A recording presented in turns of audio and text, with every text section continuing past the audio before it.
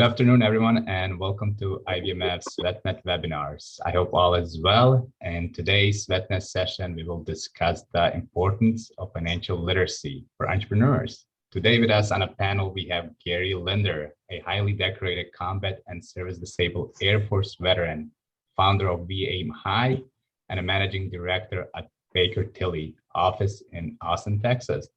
Gary today will talk to you about the importance of financial literacy to entrepreneurs, also access to capital, and he will touch upon community development financial institutions, CDFIs. As you know, Gary has over a decade of experience working with the CDFIs. From 2004 to 2019, Gary served as a Lyft Fund's Chief Operating Officer and People Fund CEO. During his time, they provided over 7,000 business loans, and from those loans, 90% and more went to women, minority, veterans, and those in low-income areas. So Gary initially initiated this collaboration of 12 CDFIs. They were just committed to work with veteran business lending, right? And he, till today, remains committed to help veterans and small business owners succeed. So before we get started this session, I'd just like to introduce myself. My name is Elvis Avdic, and I'm Post-Program Support Service Advisor here at IBMF. The Institute for Veterans and Military Families at Syracuse University is higher education's first interdisciplinary academic institute focused on advancing lives of nation's military veterans and their families through programs in career, vocations, and entrepreneurship programs and trainings. For more information about the IBMF, you can always visit us at ibmf.syr.edu. So, and we'll be happy to talk to you more about it. So before we kick this off, that being said, just some ground rules. So today's session is being recorded, and if you have registered for this session, you will receive a recorded link and a short 1 to 2 minute survey to let us know how we did and what other future webinars you would like to see. That being said, if you have any questions during our webinar, you can type them in a chat box, or you can raise your hand and we'll get to you once the presentation is over. So we'll definitely try to leave some time for Q&A. That being said, I would like to welcome Gary. Gary, welcome. Well, thank you. First of all, I would like to thank IBMF for sponsoring this event today. They provide amazing services to veterans and veteran spouses. And I'd also like to reach out to all the veterans in the audience today and thank you for your service. I think with that, we'll go ahead and try screen share, and we'll start with the presentation. All right. Okay, I think I'm there now. Okay, hey, first of all, I think Elvis already talked about a little bit about myself. I think what was most important to me is I spent off and on 3 years flying combat missions in Southeast Asia and Vietnam. Not a good time. And I said, if there's ever a chance that I can do something to help fellow veterans, I'm going to do it. And as luck would have it, I have had that opportunity to work in the small business lending for a lot of it went to veterans. So we'll just go ahead and start right here. Okay. We're going to talk about a little bit about veterans, and then most of the discussion is going to be about basically business lending, and then also resources that can help veterans. Some of which I'm sure has been discussed through your IBMF experience, but then maybe there's some other information I think I can provide that should be helpful to you.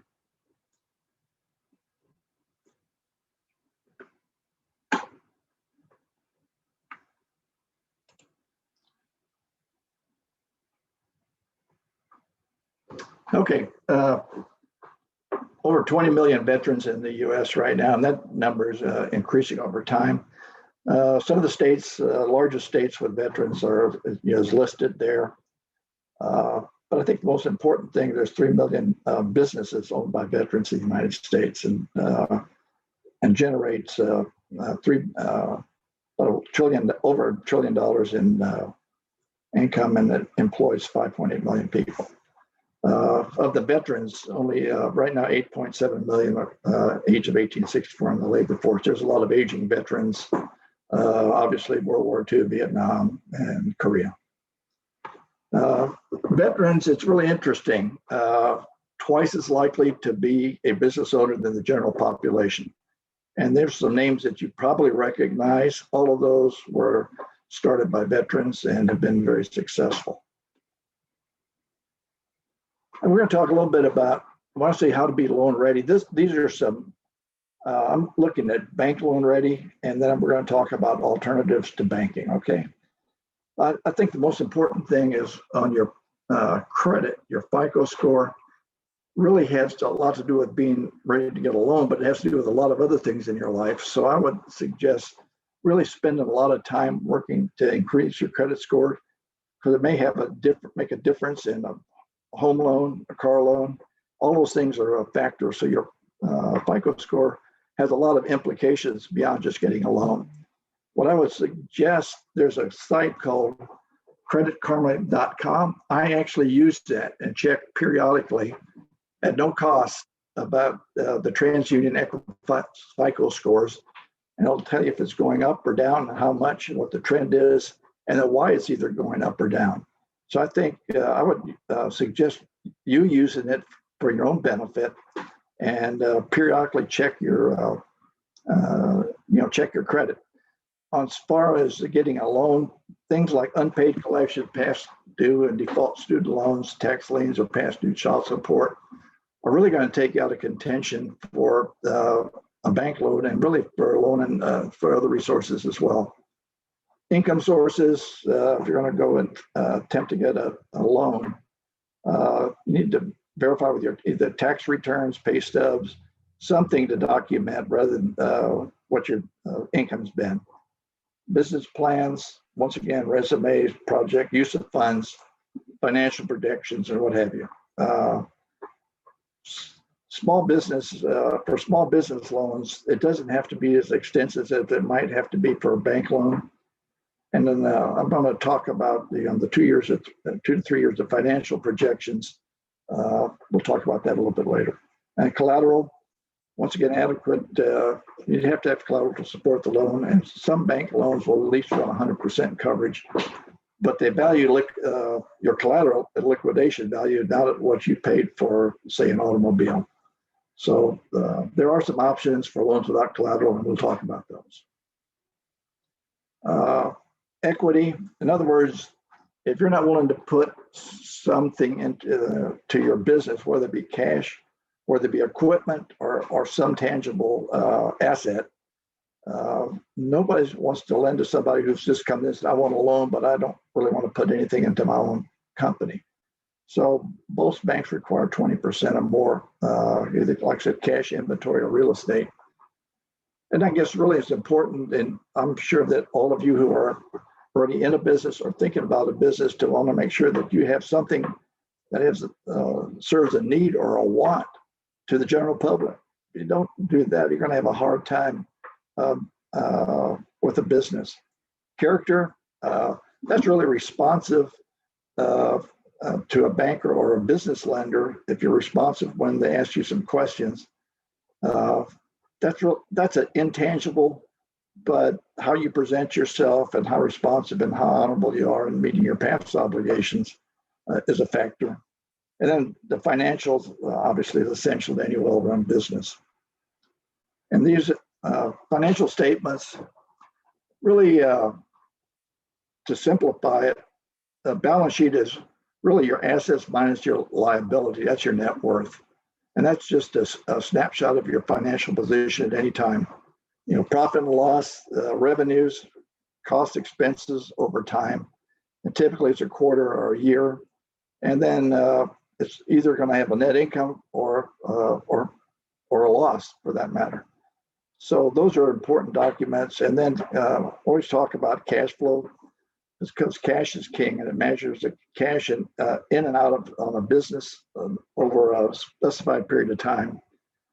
And owners, investors, creditors, stockholders are all interested in cash flow, because really what it does is eliminate the difference in either cash or accrual accounting methods. Okay, no matter who you borrow from, whether it be a bank, online lender, or CDFI, there's some questions you should ask before you sign commit yourself to a loan.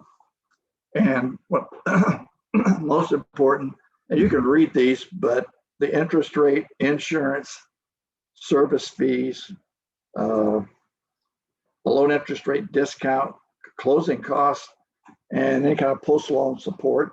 And can you do an early payment? So there are some lenders that will not allow you for an early repayment. So those are questions you really should ask before you commit to any kind of a loan. And if the lender can't answer those, excuse me, or doesn't want to, then I would be beware.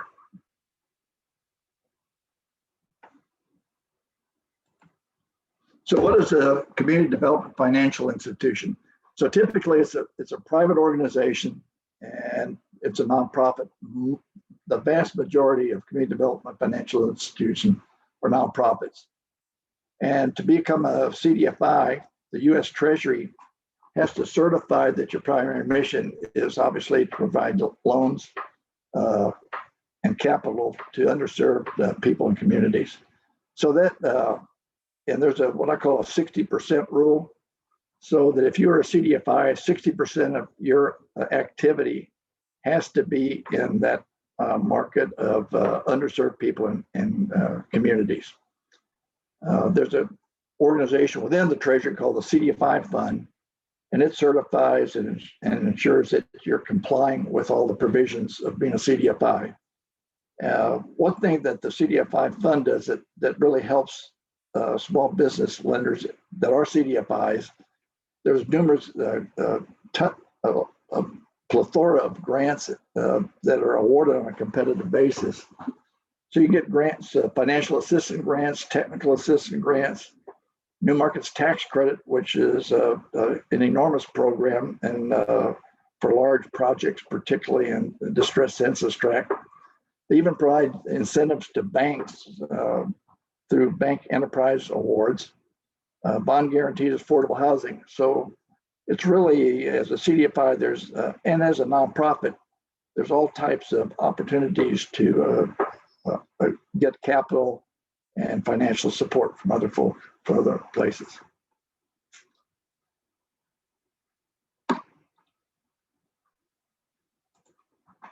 So there's over 1,000 CDFIs in the United States. The most prevalent is the Community Development Loan Fund, which is small business loans and financial assistance. And that's what I was involved in for 15 years, obviously helping out small business owners. And in our case, 1 of every 4 loans that we made over my last 15 years went to a veteran business owner. And that was intentional. That was not by accident. That was intentional. There's 350 community development banks, and they're typically in low-income areas. And same with credit unions. And then there's also very few community venture capital funds, which is a combination of CDFI and private equity.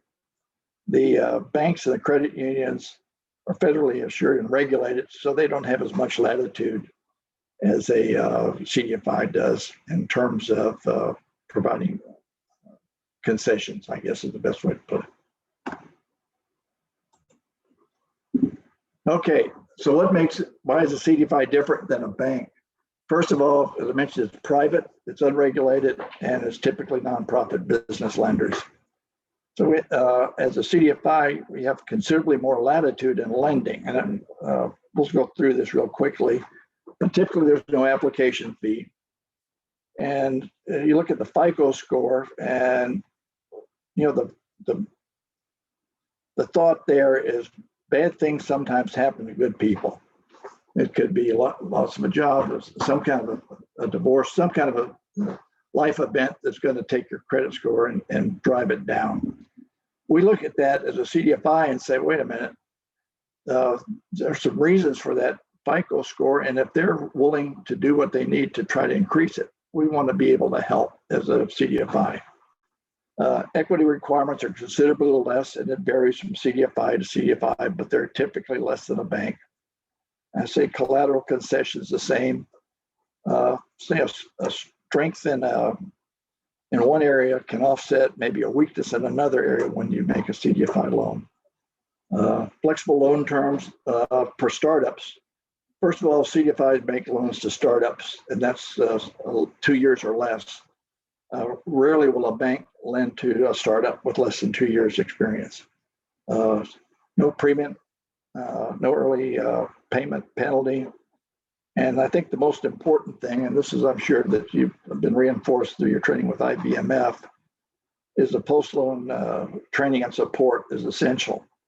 And that's particularly for startup businesses. Getting money is just the start, but knowing how to use it is vitally important. So most CDFIs and the ones I've been affiliated with provide no-cost business training and support. So if a business is having, stumbling a little bit or having issues, we'll go in with mentors and see what's going on and see what we can do to boost their sales, or it might be a marketing problem, it may be some other issue, but the whole idea is to try to get them back into business and on the right track. Most CDFIs have a wide variety of loan products, business loans, SBA loans, different kinds of SBA products, lines of credit, and it varies. Some cap loans, for example, the Community Advantage 7A loans are capped at $250,000.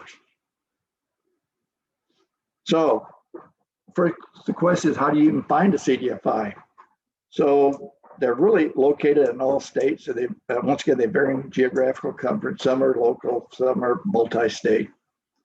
But there's a website that you can go and find all the CDFIs in the state. For example, if I Google CDFIs in Texas, it'll list all 44 CDFIs that are located in the state of Texas. And then if you really need to link up with a credible CDFI, you can always reach out to me, and I can help you with a CDFI that can satisfy what your particular needs are, depending on what state you live in. So aside from that, and most of you maybe are familiar with all these, but let's go through. And that first of all is the business outreach centers. And these are the resources. We'll just cover each one of them briefly. The last two I'll just mention are Bet to CEO. It's an organization that provides, once again, business training for military entrepreneurs. And usually 5 modules, and it's really a practical guide to running a business. This other one is called Veteran Business Project, and I'm affiliated on the boards of both of those organizations, but they end up really working the Veteran Business Project. There's a lot of veteran-owned businesses that are in the 65 to 75-year-old, and they really are looking for a transition and would prefer their business go to another veteran or younger veteran. So there's opportunities to start working with an existing business, and then over time become the operator and owner of the business. Veteran, the V-Boxes, they're referred to as an SBA program. And there's 15 organizations that in the U.S. that serve it in that capacity. Some of them, obviously, they cover more than one state and really focus on veterans that want to go into a business of their own, and they provide training and counseling as well. So there's a website there if you want to go ahead and see what the VBOC is that serves your particular area. Okay, small business development centers. Some of you may have used these before, but there's really 900 delivery service points across the U.S. I know in Texas we have 58 SBDC locations. And all of them are affiliated, well, almost all of them are affiliated with some university or community college. And once again, they provide at no cost small business counseling, training, education. And one thing, when I was in the CDFI world, the small business development centers were a frequent source of referrals for some of their clients to a CDFI, or in some cases to a bank for capital.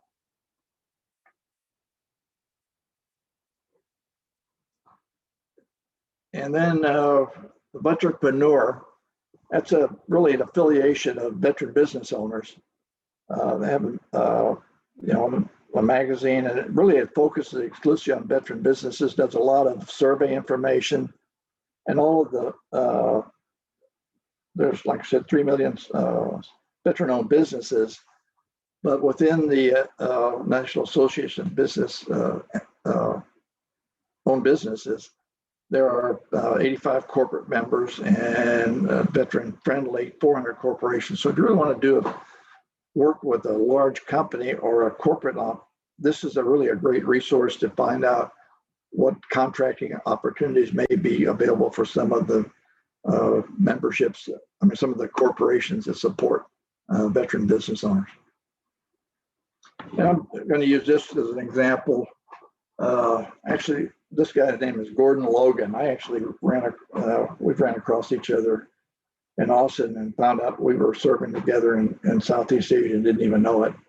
But he came back, left the service. He was a fellow pilot, went to some training schools and started Sports Clips.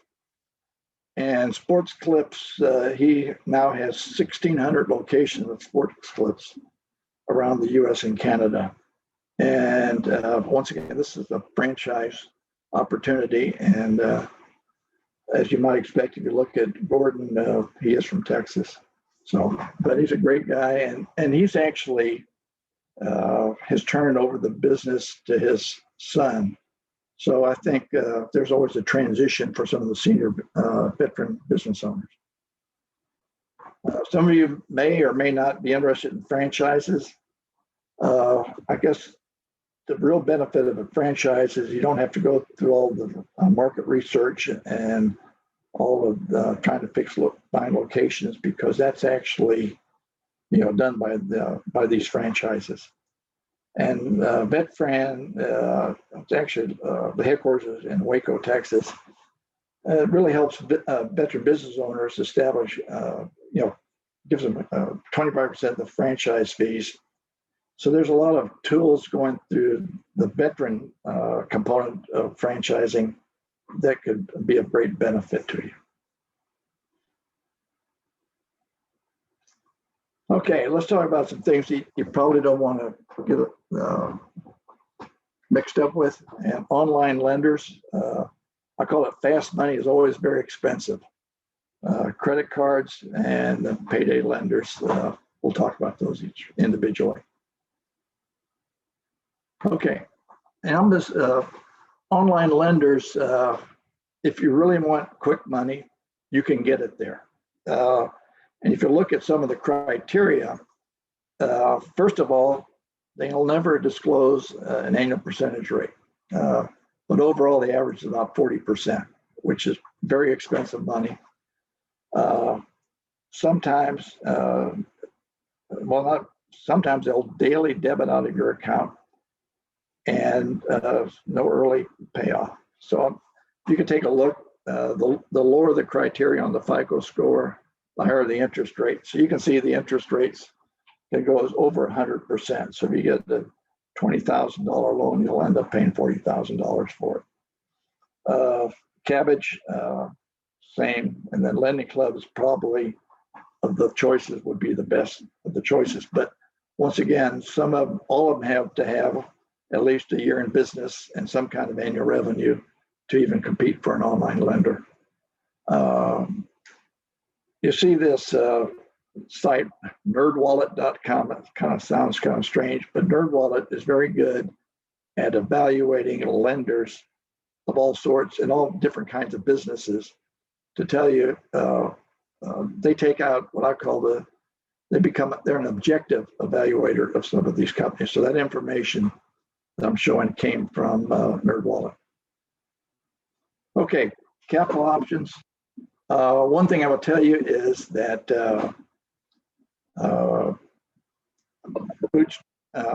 bootstrapping is really over 50% of veterans start with money from I put down family, friends, and if you're lucky enough, there may be a fool out there that'll provide some money for you. But nevertheless, that's very common.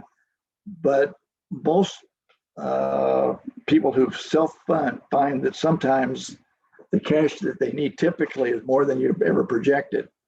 So my suggestion is, before you just deplete all of your funds, once you do that, it's almost impossible to get a loan after you run out of cash. I call it cash, airspeed, and ideas. So I'd like to just be cautious to make sure that you keep some of your own money and then maybe get some low-cost capital to help fund your business. Credit cards, obviously there was always a great introductory period. And if you just do the minimum payment, your APR or annual percentage rate is going to be about 30%. And obviously you can't close an account with an outstanding balance.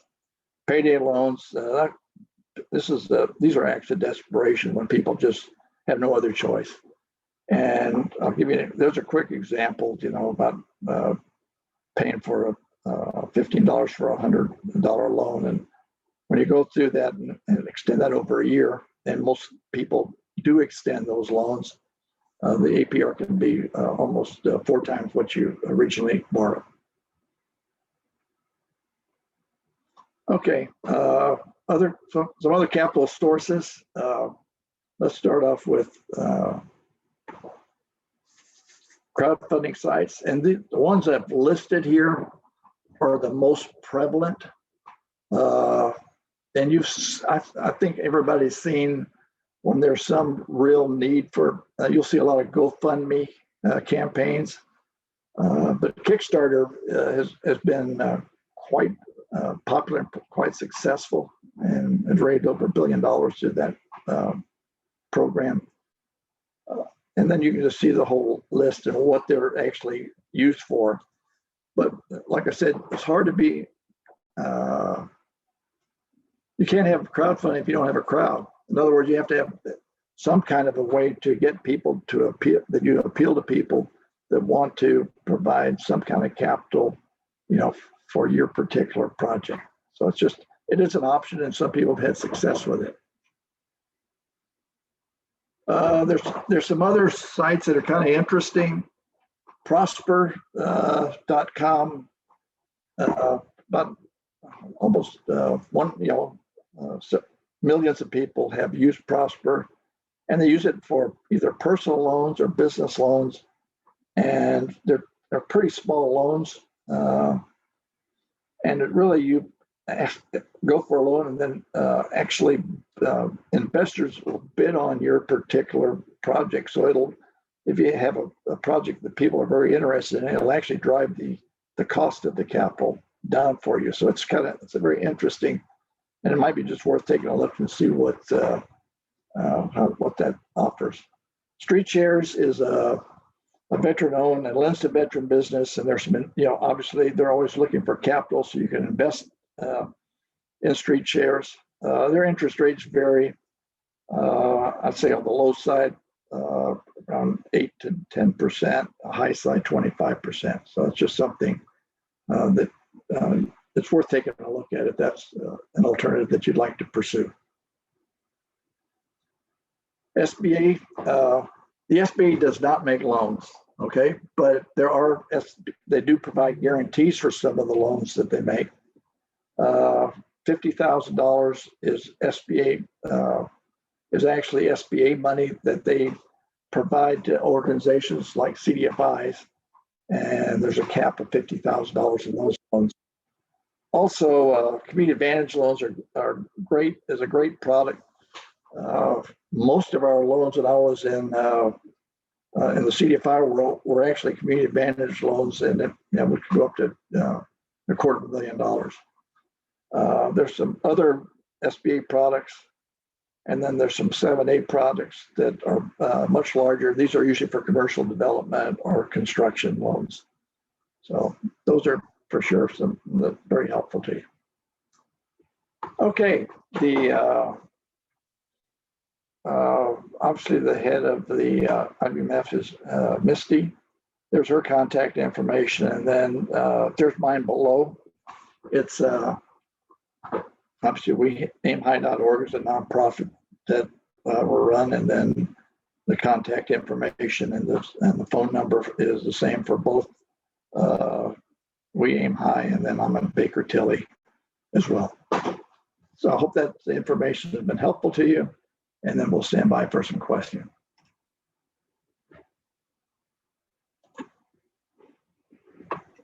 Thank you, Gary. That was awesome presentation.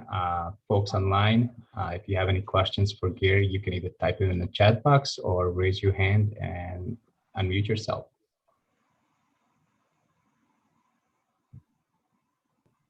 Hey, Gary. Thank you very much for presenting. That was very insightful information. Tell you what, I wish I had that information 2 years ago. You know, really was very good. So Gary, is an unrelated question, but I think it actually indirectly relates to what you just presented, is government contracts, and how that works with what you just Right. Well, there's some certifications that you can go through, but as I said, that National Association of Veteran Business Owners, that's actually very insightful and very helpful, because they do provide some kind of corporations that are looking for veterans to provide certain services. It can be, I mean, it can be almost anything. It could be promotional items or something on a large scale. But there's an unbelievable amount of opportunities to veteran contracting.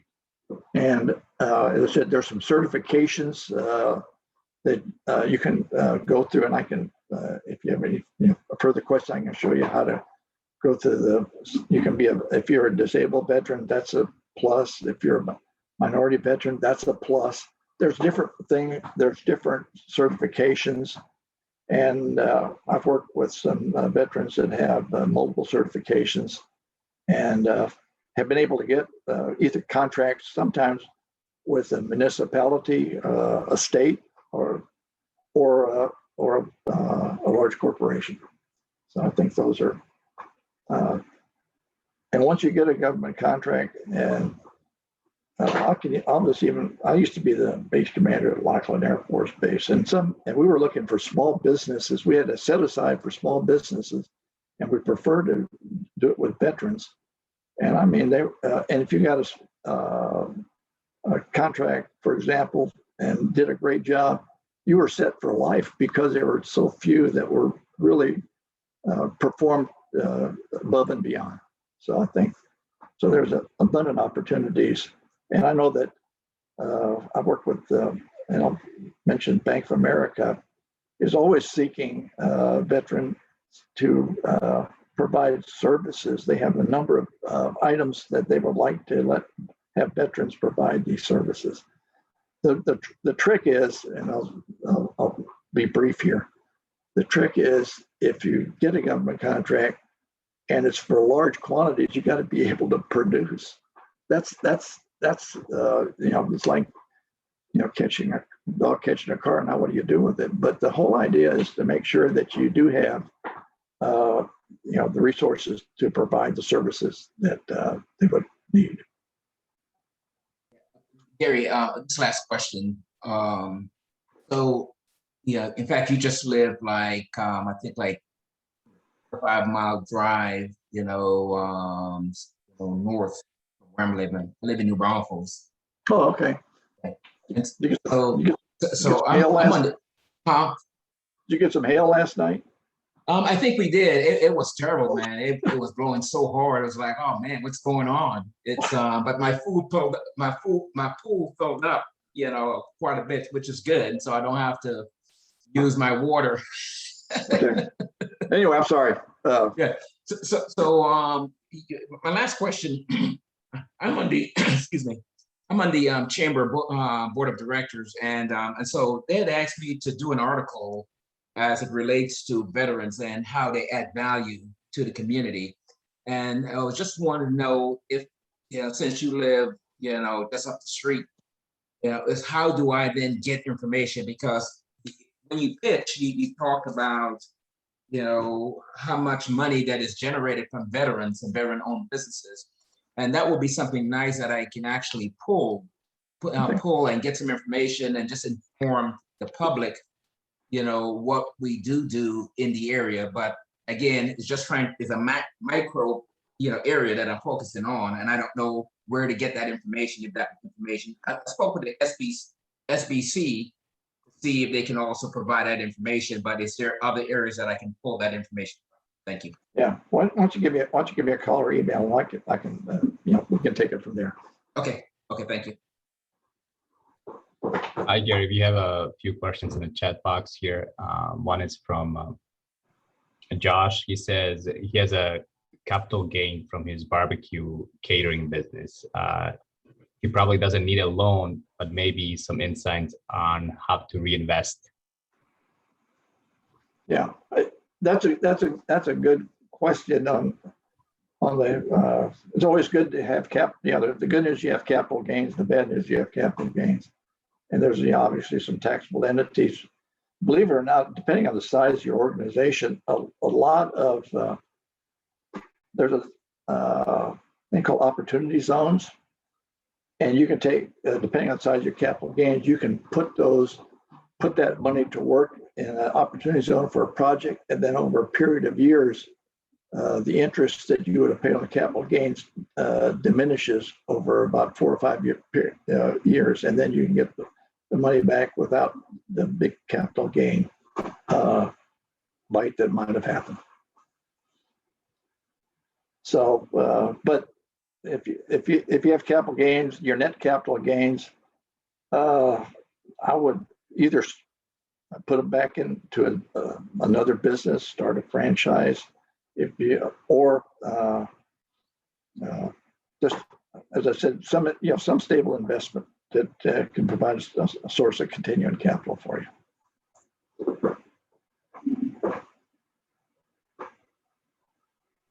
Thank you, Gary. And just let everybody know, we will be sending Gary's contact information and attach slides with the follow-up survey, so don't worry about it.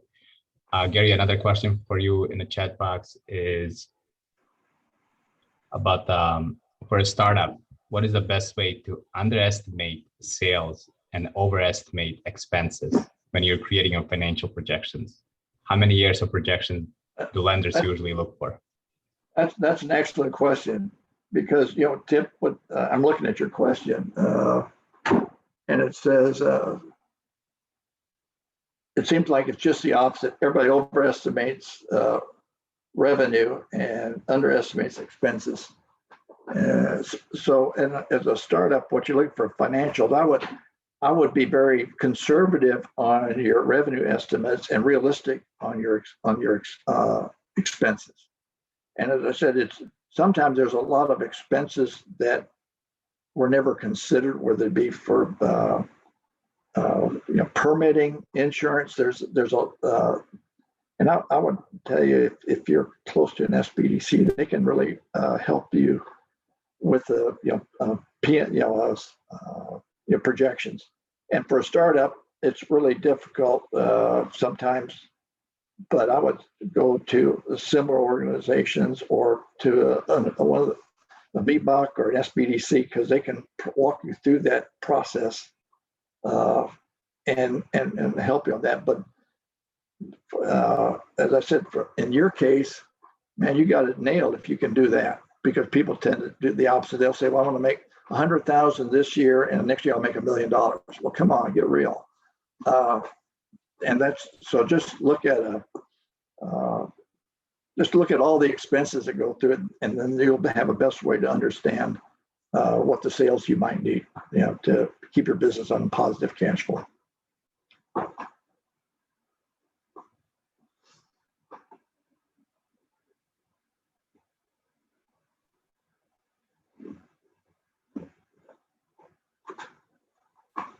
Okay, thank you, Gary. Folks, if you have any more questions for Gary, please type them in the chat box, or you can always unmute yourself and ask him.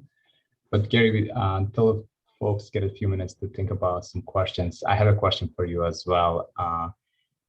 During this pandemic, how are the CDFIs compared to the traditional, like a larger bank such as America, Yeah. Bank of America or Wells Fargo and things like that? Yeah. Well, that's a super question. First of all, and I will talk about the payment protection, the PPP loans. CDFIs have done millions and millions of CDF loans to small businesses on the PPP program. The problem with some of the larger banks, if you're not an existing client or customer, the odds of getting a PPP loan are, I would say, greatly diminished. That's the best way I can put it. So I know of a number of small businesses that I'm aware of that have gone to a bank, were turned down, and then went to a CDFI and were able to get a PPP loan. So that not all CDFIs were eligible or certified to do PPP loans. So there are a lot, once again, the criteria for getting a loan through a CDFI is an easier path, let's put it that way. And so let me just talk about CDFIs. I said we're not regulated, but in my last position, we had funding from 48 different sources. And a lot of them are grants, a lot of them for banks, a lot of them for private foundations, a lot of them were grants, a lot of them are loans. And so you really have to respond and show the impact of the money that you were received. So I'm saying just because you're unregulated doesn't mean that you're not held responsible. And I think the key on this, on the CDFIs is the technical assistance and the business support that you get. It's not like, hey, for example, if you have a business and all of a sudden there's construction that restricts traffic, most CDFIs say, okay, let's go to interest only for 6 months or whatever, and that or payment deferral until we get back, get you back on your feet. So also on a lot of startups, we always give interest only or maybe even a payment deferral for a certain period of time to get up and running. You won't see, that would not necessarily be the same with a traditional lender who are, once again, they were very heavily regulated. So they're a great source of capital for CDFIs because we can lend to the community businesses that they cannot lend to, but they're actually held accountable under the Community Reinvestment Act for investing in small business. So they typically do it through a CDFI.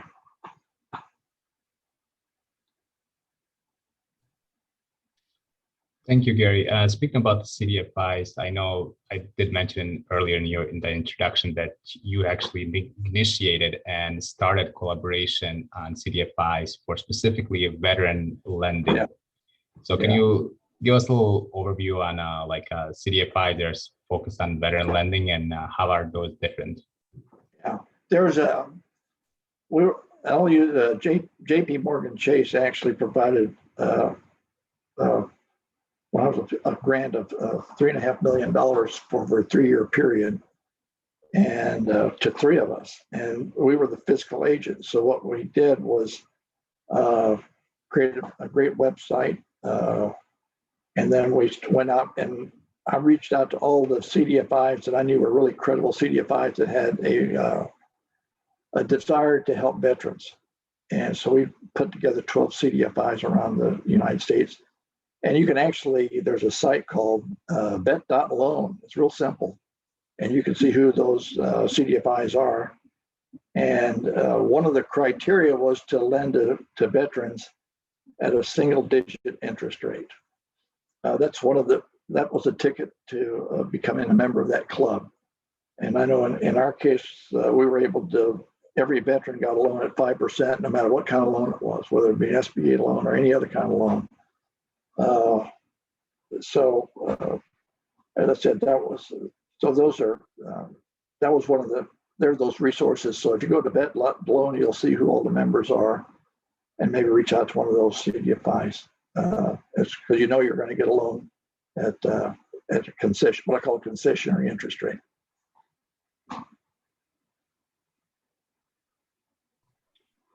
Thank you, Gary, so much. I'll give it another minute for folks online. If you have any questions, please type them in the chat box or unmute. Yeah, I have another question, Gary.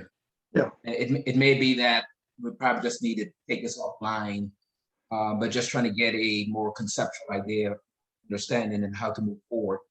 So I have an LLC, and I'm currently enrolled in a university. This is a 12-month degree program, probably 12 to 15 months. And while I'm there, I'm also trying to establish, the business and start seeking, finance in that regard. Now, I guess my concern is, my question, is while I'm going to school and trying to establish a business and get loans, etc. Is it smart just to wait until, or just put all the tools in place? Again, I don't want to do it sequentially, but I would like to do it in a parallel way, but not moving too fast, but just going enough so I can get it done, at the end of my degree program. Well, what I would do is I'd put all the components of a good business plan together. And then even if, and with that, and if it's really well thought out, there are some organizations that would possibly extend some credit to you. Even though, as I said, even though you're like sort of pure startup, it makes sense, and you've made some good projections. There's always I would say a strong possibility that you can at least get a starter loan. I guess at that way, we've had a lot of organization in the CDFI world. You start off with a small loan, and then you once you pay that, then you can increase the amount. And there's some that we've increased 3 or 4 times. They start at maybe at 10,000 and end up with 100,000. So it's an incremental process in many cases.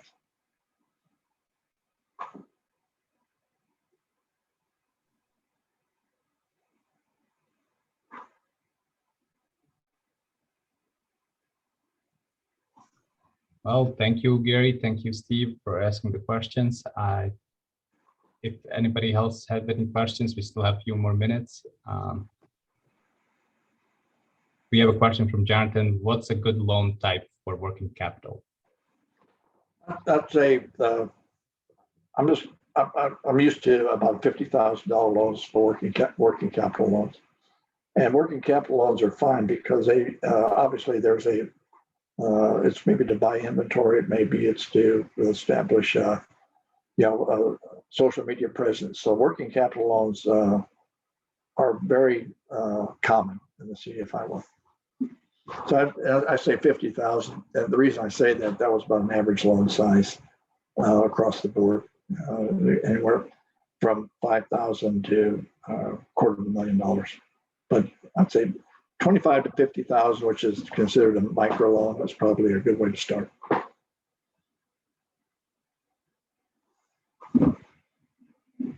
Thank you. Any other questions?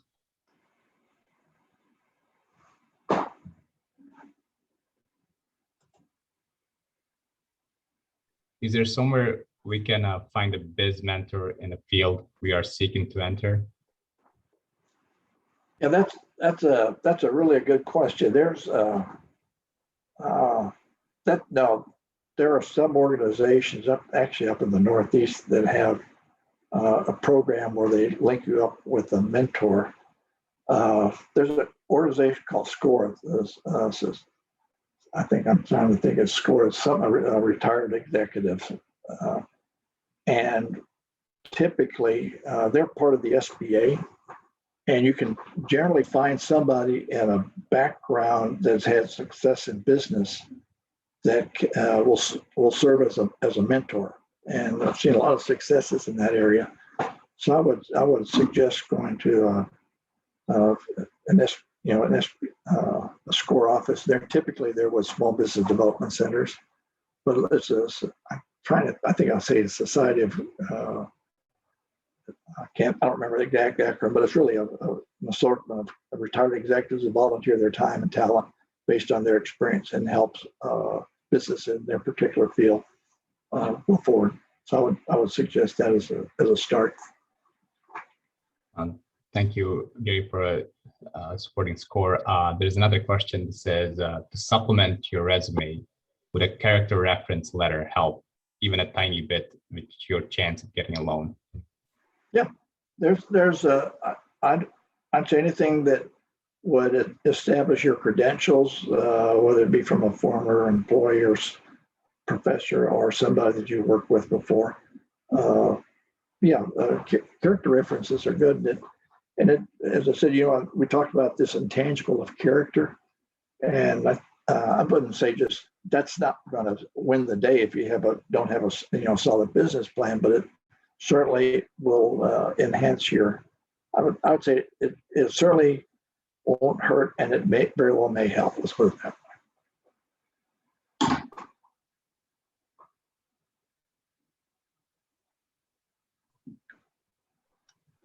You? Great questions, guys. Any other questions? Is there any books you would recommend to help along the way financial knowledge? I'm sorry, I didn't miss that, Elvis. Is there any books you would recommend to help along with the financial knowledge?